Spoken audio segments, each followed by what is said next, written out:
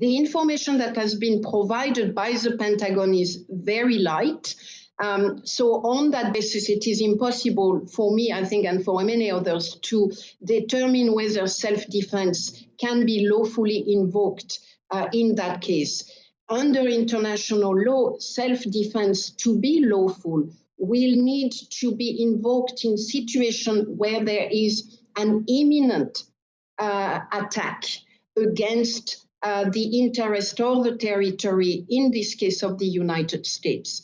At this point in time, the United States has not thus far provided any information suggesting that there was an imminent attack against the American interest, but they did talk about the fact that the commander was actively developing plans for that purpose. But that's a very unclear. In terms of the degree of information that must be provided, the nature of the information that must be provided should demonstrate that Iran and the commander were actively and imminently preparing an attack against the United States, or at least the American interest or population in the Middle East, as it is unlikely they would have targeted the U.S. territory. So that the important concept here is an imminent attack.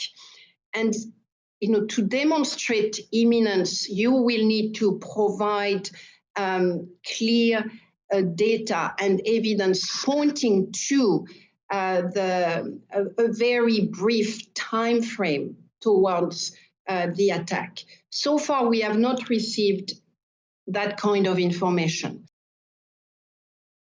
I should also add, though, that the second body of law which matters in that case is international human rights law, because through this drone strike, a number of individuals have died. And potentially this is therefore an arbitrary killing, an arbitrary deprivation of life.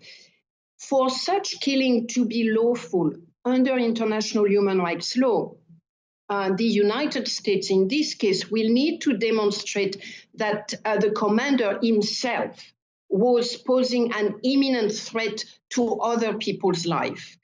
So far, they have not quite done so. And in addition to that, let's not forget that a number of other individuals have been killed. That is completely unlawful.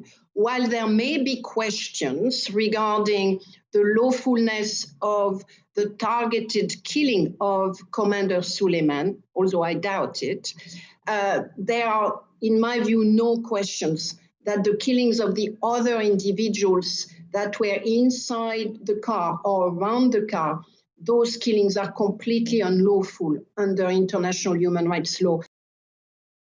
If the aggressor was a different country, then the logical next step is a Security Council resolution. It has happened in the past that the Security Council has condemned a single targeted killing. It was in the case of a Palestinian killed on Tunisian territory by an Israeli strike. They denounced it at that point, and it was an important step taken by the Security Council. In that case, it's very unlikely to happen because the US will veto any kind of resolution. However, it is very important for the Security Council to take the issue and play its role as much as is possible, given the membership of the Security Council and the veto power of the